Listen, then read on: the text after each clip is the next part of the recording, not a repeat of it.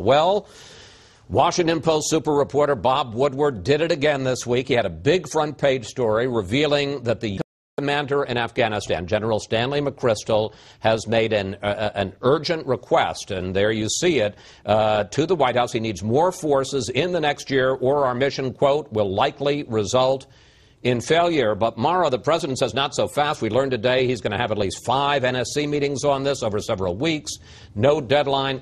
I wasn't around, I must say, for Truman and MacArthur, but I've never seen something like this play out publicly between a president and his generals in the middle of a war. I don't know if it's gotten to the point of Truman and MacArthur, but it was extraordinary to have the Pentagon, or to have somebody leak this incredible report in an attempt to, it seems, to force the president's hand. The president has to decide whether he wants a counterinsurgency strategy, as outlined by McChrystal, which is kind of full-blown, a lot of troops, protect the population, or a counterterrorism strategy, which some in the White House, including the vice president, prefer, which are these surgical strikes, kind of just go after al-Qaeda targets. You know, clearly that is the more politically popular choice, especially within the president's own party. And there are people in the White House who say, without a credible partner in the Afghan government, how can you have a counterinsurgency strategy?